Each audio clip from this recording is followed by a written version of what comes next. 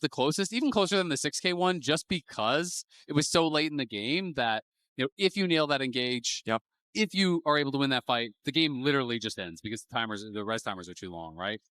But that is what makes T1 T1. That is what makes the top teams the top teams, is that, as I've said 1,000 times, love it or hate it, the meta is team fighting. At the end of the day, everything else is just a vehicle to set up your team fight in League of Legends currently. And so split push, laning phase, picks, stealing camps, everything is just to make you stronger for the team fight.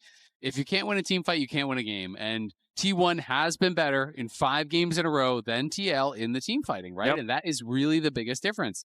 TL has had their moments. They have won team fights, but never the last team fight. And all team fights are not built equal in League of Legends. If you win one at 40 minutes, the Nexus explodes. If you win one at 10, you get a gold lead. Get a gold lead. We'll give you a little gold star on your shirt if you want it. But you're not getting the Nexus. You're not getting the win. Now the first pick, though, coming in for the side of T1. They did opt for first pick. TL once again had a side selection, so they opted to go for blue.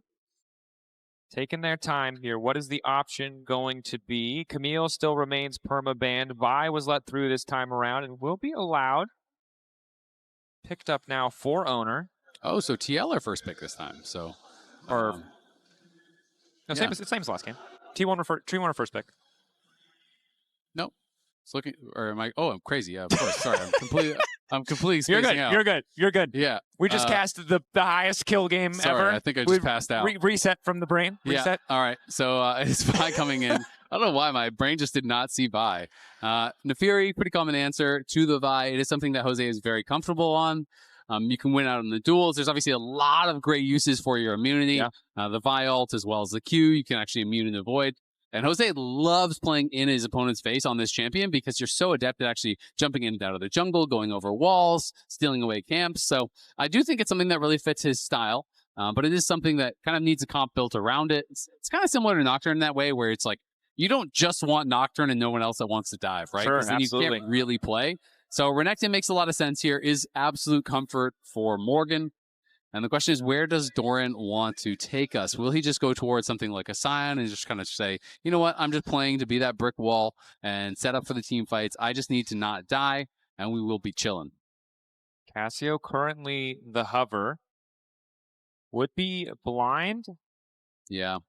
And I mean, I will say, Quid is not an Anivia guy. So that's not available. I feel like he's probably just going to go Victor, to be honest. If I was to guess what Quid would go from here, it's going to be Zaahen as the answer. So Doran just wants to scrap. And this is, to me, it's pretty 50-50 as far as the top lane matchup goes. It is kind of skill-based. I think there's different points of power for both sides. Quid considering the Galio, which would make it way more all-in as far as the dive is concerned. I was kind of thinking he would just go Control Mage for Control Mage. But this is definitely another powerful option here. And we have to see, what kind of style of game they want to play. I mean, if you go Galio, you are really committing to full dive. And I do think it can be very difficult to dive into both Zaahen and Cassio. So I can't say I love the direction of the draft in the first 3, because if you don't one-shot Zaahen just Grim Deliverance, drops down to your whole team, you're trying to fight through him, and he is just AoEing you. And you're trying to dive onto Cassio through Miasma and Petrifying Gaze. It can work, but it's tough. Yeah, I think the burden of execution, even if TL have a lot of, the necessary hard CC, certainly is on them to make these combos work. T1, half the strength as a Zaahen champion who was recently buffed, but as you mentioned, outside of those big team fight ultis, we still expect the lane to be relatively comparable. Respect to the 3 Josedeodo fans out there in a sea of T1. They're fighting the good fight. That they are. Will it be enough? Well, we're going to have to find out. Again, we see that Kalista banned away his banned game 1 as well. I think makes a lot of sense. Again, when you're going for a dive comp, you want to limit some of these champions with some free built-in protection, whether it's for themselves or for anyone else. And Peyz is he's a freak on that champ, man. That guy is so good on Kalista. And Kalista is so good in the early game. And Peyz and Keria are the best bot lane duo. I see what you're saying. So that is problematic, right? You give the best players in the game one of the best early game champs, and then you tell them play safe. And it's kind of like, well, good luck. Yeah, when you break it down for me, it does seem like the most obvious decision in the world, actually, to ban that away. Zig's also taken off the board. Again, this is a champion where you already see double 80 on the top side, and really nice to have the relative safety of a Ziggs who can play back and just ult on top of whatever's happening. And they need AP, right? Because you're looking at the comp. Yeah, Galio is kind of magic damage, kind of, sort of, but let's be honest. Usually you go, at most like one AP item, and then you're kind of going tanky. Sometimes people go more than that. So I think Mel and Ziggs, really, really smart bans. Not only are they champions that can kind of just mitigate and ignore a lot of the laning phase through wave clear, but they are champions that really round out the composition here that TL is drafting for. And they're compositionally good as far as throwing the ult in the backline on top of the Galio ult, all of these types of tools.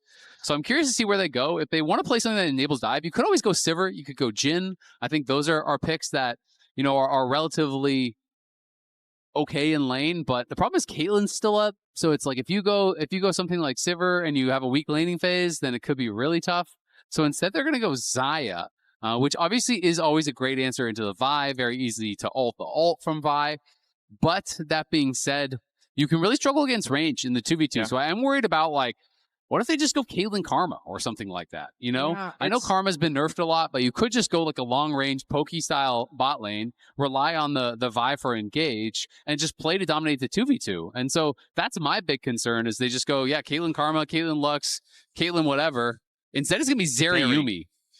I think almost for sure they're going to go Zeri Yuumi if they're going to lock the Zeri, but makes a lot of sense. And you highlighted it well, right? But also Xayah's a champion who I think similar to the Victor that you mentioned earlier in the draft, so good when enemy champions have to fight into her, but she's not that AD carry who can instantly follow up on whatever Galio Naafiri play you're trying to make. So bit of a disconnect there. And maybe instead considering the Lulu, I mean Lulu's great as well, right? You have really, really effective peel. If you time your wild growth, you can actually knock the dash in from Naafiri, which is really frustrating for Naafiri, and it's going to make it really tough for Jose because you go in, you get polymorphed. Core, I feel like he's the kind of player who, we're down 2 games. If this is the pick, this is the pick, right? He's not going to be phased by the moment. If he believes it is the best pick, he's going to go blitz, win or lose. He's going to be okay with that because he believes it is the strongest pick. Whether or not you are actually going to go blitz, it's hard to know. I would respect the hell out of it, but Rakan is more common. He's got a world skin on it, and this is absolute comfort for him. It is going to facilitate the dive really, really well. And TL do have kind of a bit of a one-note comp here. Xayah is kind of just following up. Obviously, you have the defensive ult to try to be able to deal with these melees that are going to be diving on you. But I feel like T1 want to kite back, and TL can only really click forward. Because to me, it's if I'm T1 and I'm Zeri, I'm Cassio, I am running backwards, and I'm just hitting you as I'm running backwards, and I'm making you fight through Oner and Doran on these melee champs, which I think is a really tall task. It is certainly, especially when you're already down 2 games. This is the do or die composition from the side of Team Liquid Alienware. And while there's certainly a lot of comfort and a lot of power, again, the burden of execution is on them. We've seen the path to success with Peyz on this Zeri before. If he goes late, he wins games. Now, there's not a Yuumi strap to his back, so it might be a little bit harder, but overall, still has been that threat so consistently in those late game fights. I don't think TL are going to want to let him get there. Very well could be the final game of the series.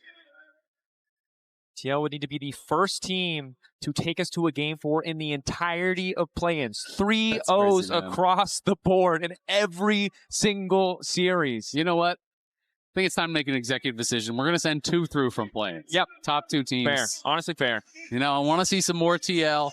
They might not be, be able to take down T1 in the best of 5, but they could beat a lot of the other teams, I feel like, in the main stage. So we'll see. Unfortunately, I'm not going to be able to change the format here, and they're going to have to win 3 in a row if they want to earn it themselves, get there of their own merit. But you tried, and that's the important thing. I did. A man can dream. For the NA representatives is Peyz and Keria expected to be pretty comfortable in this early lane phase. They're not the most oppressive early on, but when you have a Lulu standing next to you up against a Rakan, it feels like a pretty favorable bot lane. Yeah, for sure. I mean, you do have that range advantage, right? But I do think it's a better level 1 than before. Unfortunately, Core did miss the Q, the Gleaming Quill, and it's such a big difference on these trades, not only because of the damage, but the positive trade of dealing the damage and getting the heal is so big. And he is going to be able to hit that one. A lot of Rakan's lane really is down to how many Qs can you hit, because that is going to allow you to chip them away and keep you topped off. Yep. Double value on the hit, getting the damage and the healing. Double loss on that miss, so something we'll keep an eye on. checking in on the early jungle pathing. It looks like T1 have laid down a bit of vision there to spot it out. But reminder, if you're watching MSI, you might as well get rewarded for it. You should get rewarded. You deserve it. So head on over to LawEsports.com, Isaac, and anyone else. Log in with your ride idea and watch live for a chance to get those MSI 2026 drops. I think I will. You can solo cast this one. I'll go log in. Maybe this is like we could just talk about our boy Peyz, as it seems appropriate at this point in the series. We're going to have to hold that thought because there's a hot dog. There's a glizzy on the bottom side. He's looking to make himself known. Core is still level 1, though. They need level 2 before they can even pretend that this could work. Josedeodo on the way. Peyz jumping over the wall, going a completely different direction from Keria. You just cannot follow him. That would just take too much time. It's too uncertain. Good reaction from Peyz. Yeah, he's going to lose a couple minions, so, you know, it's still a bit annoying, but well handled there by Peyz. The real question is, can Oner do anything about it? And this is Peyz stats from last game, 1532 damage per minute. That's the second highest damage per minute internationally all time. Number 1, of course, is Sneaky, as everyone knew, back in 2017 on Caitlyn against WE in the World's quarterfinals. Back when C9 made those. That's true. Back when they qualified for international events, yes. Flash from Faker. Nice little advantage for the mid lane matchup. But Oner, takes presence zone in the bottom lane. Flashback from Core. Now they need to get the hell out. Polymorph already there on Yeon. Ball breaker, where's it going to go? Turns back. Instant reaction from Yeon is good, but it will not save his support. Yeah, that's just beautifully played there by Oner. They knew that Core had used his flash, and then he had one charge of his E. So it's just kind of that mind game. And basically, Oner held the Vault Breaker so long that Core's second charge of his E is going to expire. He's got to use it, and then so he just has it timed out perfectly, gets in. And this is really just the anti-timing for TL. They had them in a position where they could actually 2v2 kill them. Keria is Keria is low. And then look at this. I mean, there's just nothing he can really do about it, because if you don't use that second E charge, you don't have a way out. You're dead. Yep. If you do, and Oner predicts perfectly, as he did, well, guess what? You're dead too. Yeah, good patience, as you highlighted, really does make the difference in those key moments. Is some more trading on the top side. Morgan doing all right here, getting that prio early on, but not too great of an advantage quite yet. It's really only Oner and Peyz who are starting to build up those individual leads. Mm-hmm. Yeah, and I mean, there is no flash now on Keria, so no summoner is available for him. But the same is true on the side of TL. They are both missing their flashes. Yeon's going to have his barrier back, but you would love to see them try to take out Keria with no flash, but that's so tough to do. They have all these wards. You can see all the question mark pings on Jose. They know exactly where he is, so Peyz and Keria should be really easily able to avoid that. And Quid is just kind of slowly getting whittled away on, is falling behind in CS. Yeah. And we've seen TL fall behind in this series and find good fights to come back, but this is an especially difficult game to do it. Once you get your ults, you can see the angle with Core on this big engage pick. But again, if you fall too far behind, you highlighted it so well. It's just so easy for Faker and Peyz to kite back, to just step away from what is a very linear comp in terms of engage. You really need Core to be this unexpected element out of Fog of War, or it's pretty easy to flash back and win a fight. Yeah, which we have seen him do, right? You know, we saw him have that big moment at the Dragon last time. Now a bit of trading here. Arc and daggers from Josedeodo as he just immediately backs off. One of the strengths you highlighted on Naafiri, right? Pretty easy to get out of dodge on those short trades. Going to be able to hop over walls, you know, take those trades. But Oner had the jump on him, and he's going to have to retreat because Faker had first move. And so this should be an easy dragon for T1. Bot lane has prio. Jose got pushed out top. Quid is pushed in mid. There's nothing TL really can do about it. So Yeon just going to be looking to clear this out. Of course, you know, they have vision on the dragon, so Yeon's not worried that he's about to get dove. That's why he can stay around when Core is basing. If they didn't have that ward, it's a lot scarier, right? Because Oner could be behind you in the brush. Yeah, probably would have forced Core to stay as well, but good that TL were able to set up enough vision to ensure that they could get that wave for Yeon. Still falling behind a bit, but not too much, as both AD carries clearly just comfortable stacking their coals, trading waves back and forth. Yep. And I mean, we saw kind of the early trades going the way of Peyz and Keria. But when Yeon and Core got it to a place where they actually could look for an all-in, that is when Oner is there, and that is the beauty of the top level of team play, right? There are these windows where in certain matchups you are going to be weak, you are going to be vulnerable, and you want your jungler there at that moment. And Oner was there at the perfect time. Not only does he save them, he gets the first blood, which is going to be so nice for T1, who are again out to an early over 1K gold lead here at 6 minutes. not as bad as last game by any means. Last game was 2K at 4 minutes. Yeah. But it is still obviously very bad, especially against a team that scales really, really well, as T1's does. Yeah, and it's just, it's difficult. You would like for TL to be able to find a little bit more here in the early game, but T1 has just been so consistently ahead in that regard. And another ward there caught Jose, so he has just been perma-warded out, it feels like, the whole game. As he finished off those Raptors, the ward expired from T1, but there were pings on him. They know exactly where he is, and that is making it very hard for him to really look for any angles. He does have level 6, as does Oner, and so their first look is going to be pretty big. You know, you're looking for Core and Jose to try to find that big engage, Quid to be there to follow it up, Morgan to be on a flank. It's got to be that kind of a beautiful play, really well coordinated, or I think you can expect Petrifying Gaze and Zeri kiting back and all of these tools to be used to easily disengage and then potentially chase down. Yeah. Tough. Ooh, Ultra Shock Laser. Would have just clipped Yeon as he sidesteps here, forced to stay in lane. Peyz and Keria, once again, comfortable in the early stages, kind of as expected, but now with that late game scaling power is Faker about to get locked up. Miasma to try to disengage. Good patience coming in from Josedeodo, but an even better interrupt coming in from Oner. Josedeodo desperately tries to disengage the poison, not quite enough to finish him. That was really well done by Oner. The Q flash into the ult, the perfect CC. Otherwise, Faker is dead, because Faker has no flash, mind you. It's just coming up now. So that was really well timed. And both Quid and Jose were able to predict and backstep and avoid the Petrifying Gaze. So beautifully done. But again, Oner to the rescue here. Saves the day in the bot lane, saves the day in the mid lane. It is going to cost him his flash as well as his ult, but this was beautifully timed. So again, they're trying to set this up. Really nice timing as Jose comes out of over the wall. The Petrifying Gaze avoided by both members, but then look at this. Q flash from Fog. So no way for Jose to actually react with the invulnerability. Yes, Jose does live thanks to the ulti magic shield that came down from Quid, but now Doran is moving here. Jose is coming. Faker has first move. This looks tough for TL. On the way. Doran quickly trying to stack the pass as much as you can. Grim Deliverance coming out. Josedeodo targetable for a brief moment as he fires back on the daggers, but they don't miss. Instant flash in coming in from Morgan, trying to interrupt Oner as best he can. Oner right on top of Quid, flashing from Faker. Miasma to stop any potential fall. Josedeodo getting lower and lower, but the Dark and Daggers healing him up just in time. Morgan, desperate to kill Faker, knows he can't finish off Doran as long as that passive bar is stacked, and Doran happy to take him down. Nicely done there by T1, winning out for a huge fight on the top side. The setup really wasn't there for TL. They were always kind of like down on health at the beginning of that fight. And it felt like T1 was always going to have the third man there faster. They don't have Galio ult. They don't have some of these really big tools.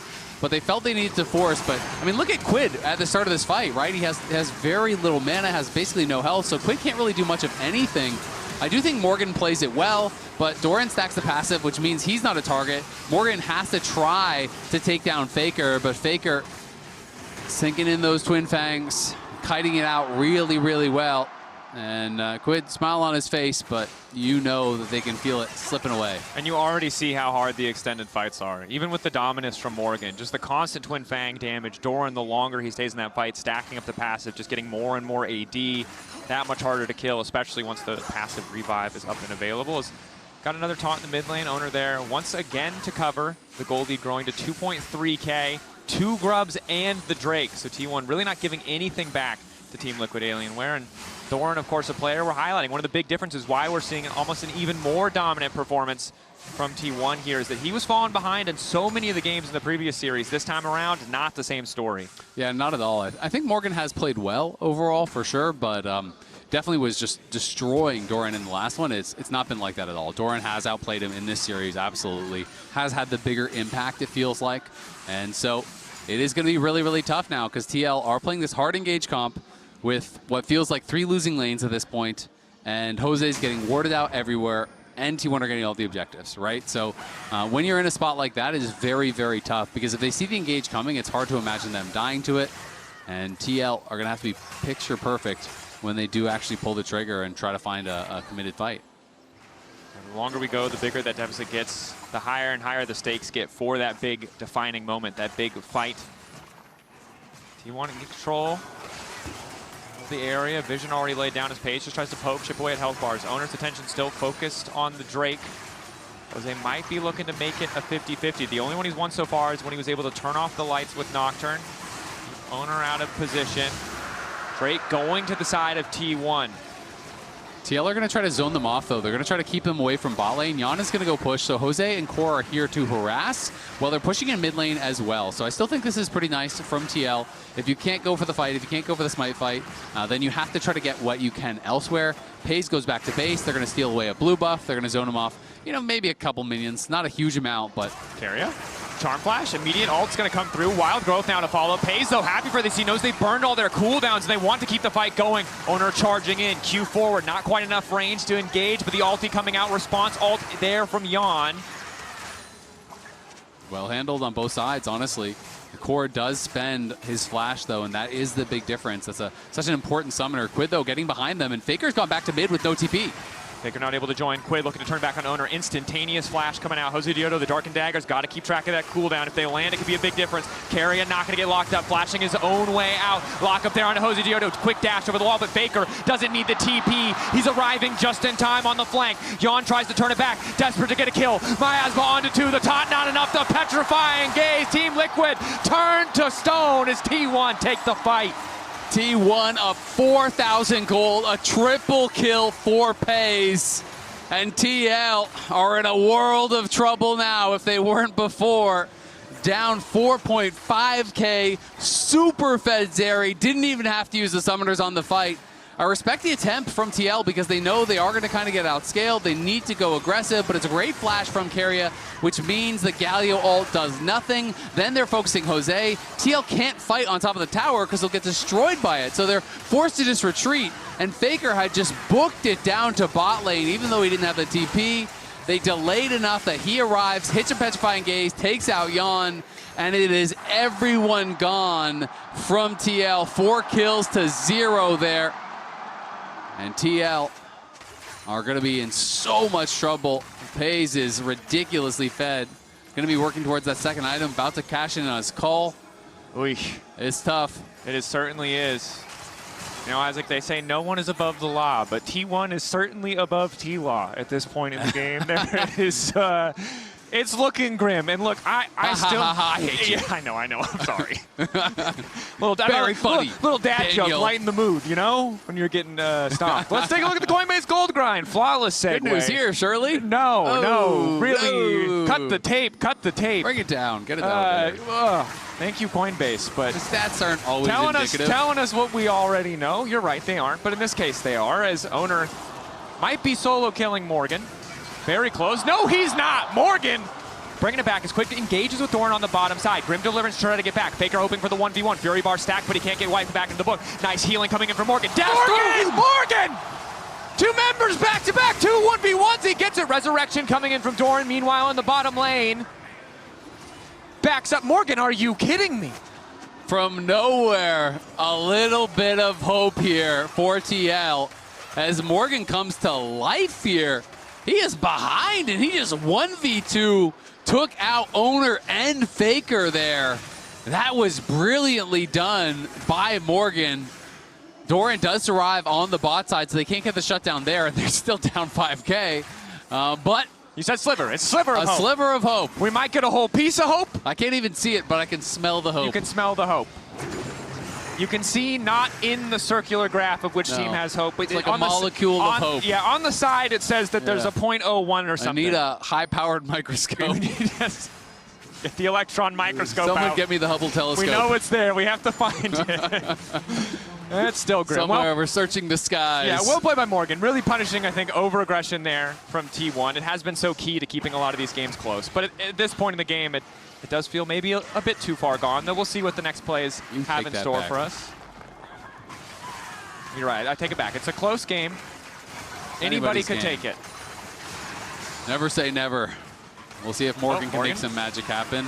But T1 very well set up for this Herald. It's going to be really tough to get in. And when you're this far behind, we'll see. Oh, knock up there. Ulti going in onto Peyz. Peyz, though, just so fast. Ulti already popped, just getting so much additional movement speed. Oner looking for the lockup. Galio finally coming in, but as is the Grim Deliverance. TL getting a little bit more as Morgan now on a killing spree. Josedeodo off to the side, but he can't re-engage. 1 for 0 in TL's favor. Really well handled there by TL, and then they actually kite out Peyz ulti. So they are going to be able to stop him from just chasing them down, but that really is all they do because the Herald still did go to T1. He's by a wall. He feels like he's just teasing him. Nice backstep from Jose, but Faker fast enough to zoom out of that one. Yeah, they're going to try to get the objective bounty, which has spawned, but this is tough. T1 is still around here. Oner is running from base. Faker is going to base, has no TP, so T1 making the call to just give it up. So will be an objective bounty, so more than just the one kill is actually gained at the end of the day. TL playing some of these skirmishes really well, as I feel like they have in a number of games, but it is always just so tough. You win some early skirmishes, you get some little advantages, but this team is just so tough to actually knock down. It's very rare that T1 just collapses in a team fight, you know, that you can actually get the whole thing. Sometimes you just get a little bit, you get a slight edge, but then when T1 get their fight, it feels like they wipe you, they get so much more, and that is kind of the devastating effect that they seem to have in these fights. You land a blow, you get a little chip on the paint, they land a blow, you're dead. Oh, whoops. You got punched through the wall. You punched through the wall. It's a little bit tough. And at this point, it only gets harder as the goal discrepancy continues to grow. And really, again, Peyz, the hero of the series in so many of these games, especially Game 2, and most certainly here, looking set up to do so by his support Keria. In Game 3, 2.5 items, and the later we go, the harder it is going to be to lock this man down. And you can see the few attempts that Team Liquid Alienware have been close, but not enough to actually get that kill, not enough to actually shut this man down. And Morgan getting pressured here on the bot side. Herald is there. Can't really do much about this defense. They're trying to play on the other side, but Faker is a tough dive under the tower at full health and stacking up towards that Seraph. Would love to have that shield. Is going to be working in towards Catalyst here. And looks like Doran going to just drift his way out. Not too far, though. Wants to recall. Not interested in taking the full He's ride. trying to get his steps in, buddy. That's fair. You know? Yeah, that's fair. You got to be not a lazy top lane. That's true. Healthy lifestyle. You got to respect it. Yeah. Morgan. He tried. He had a good fight on the top side, and does have the dominance in level 13. And I mean, that Renekton ult can do a lot of work, but again, I think we painted a pretty clear picture here. The later we go, the harder it gets. But for Peyz, finally on his lonesome, might be the angle, but he still had the flash. The extra damage for the dagger is not there. Yeon now in trouble. Heal going in. Ulti coming out from Yeon. Flash forward from Oner. The extra shield from the barrier. Getting a bit more space. Quid on the way. Trying to get him out with the taunt. The shield is there, but Doran might just finish it. Pulls him right back in. No escapes today. Peyz survives there. The one darkened dagger missing from Jose means they don't quite have the damage to take him down. And despite some good reactions from Yeon as Oner was going forward, it just didn't matter. T1 now 6.6k ahead, pushing on this tower. Faker wasn't even there. He's pushing top lane. And T1 just keep getting away with these fights, as they always seem to do. They always seem to get out with just that blinking health bar. Equal to the task once again. Well played. Again, landing both the daggers, so crucial for Josedeodo, but just that little miss, that little difference adds up. And we expected to see the big 5-on-5s. We expected to see the big fights from this composition, but Team Liquid haven't found those angles. They found little pick opportunities, but even those have been going awry. Only makes it that much harder, as Doran now debating if he wants to run into Morgan here. Yeah, and Faker just looked for a pick and brush. You can see Core is low and Faker has no ult, so 2 + 2 equals a petrified gaze. Yep. And we'll see this one more time. So here it is. This one darkened dagger does miss. It looks like over to the right. Peyz, flashing the second as well. So maybe part of the first one tagged him. It's hard to tell because it is kind of a fat animation. The second one definitely got avoided there by Peyz, so well played by him. Yeon is able to cancel the Vial and has the barrier, lands a nice root, but Quid realizes the fight is done, so he doesn't even want to go in there and try to peel for Yeon. Eventually someone was going to get one auto on Yeon and he would just die, so Quid decides he's just got to try to get out of there and live to fight another day. Yep. Makes a lot of sense. Reminder that at the conclusion of this series, which of course will be in 2 games when we go to Silver Scrapes, we'll be having the draw. Now, people have already kind of done the math on the draw. We know the winner of this will play against BLG. G2 are already set to play TES. But if you're an NA fan, finding out who Lion plays is going to be very important for your mood after this particular series. So be sure to stick around. Well, we can't play BLG, so that's a dub. That's pretty good. And we can't play T1. So that's another dub. But you know what? You could play. I'm kind of down to see them play anyone. It'll be fun. Main stage is going to be a lot of fun, seeing all the #1 seeds coming in from all these different regions.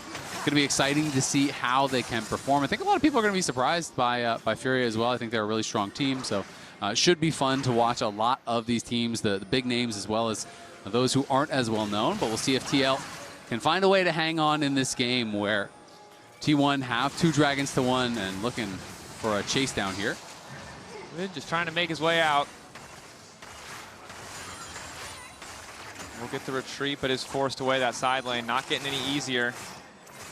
No, it's going to be tough. And Quid has no TP. Faker does. So Faker can just continue to play towards that top side while T1 do look to set up around this dragon.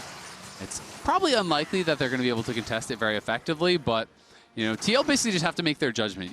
They know they're insanely behind. They know that Peyz is on 3 items with an IE at 21 minutes. Like, that's ridiculous. Yeah, they're not blind to that fact. Basically, every fight will look like a bad fight. You are looking for the fight that looks like as good as you can get. Fight. Yeah, you know what I mean? Even it's like fight is a miracle at this point. A 1%er is probably what most of the fights are. So if you see a 5% chance, you are going to take it, and that's where they are. That's what they have to try to look for. Now, they are aware, I think, that T1 could be trying to sneak this, but the question is, can they get over there? It's a good question. So much vision. Josedeodo spotted TP there.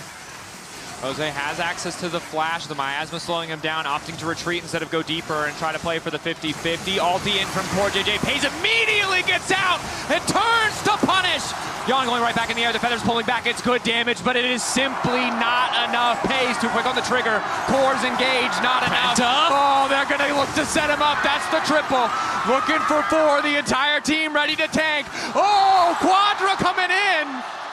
He's looking for the penta. He wants to get it. A penta to finish it. And what better way to do it? Peyz gets the penta kill here to seal the deal. Incredible stuff from the side of T1. Undefeated through the entirety of the play-ins. No doubt they were the favorites, but this level of dominance is incredible to see. A last desperate hold from the 2nd seed of the LCS. They played their heart outs, but it was not enough in the face of the 3-time champs. T1 taking their time, taking it to the fountain, sending a message to all the teams waiting in the main stage, and especially to BLG as a clean sweep Team Liquid Alienware. The king is coming. Faker and T1 on their way to the main stage. They never get knocked out early in tournaments. They always are there for the deep runs. And it is this level of dominance, this level of consistency that shows you why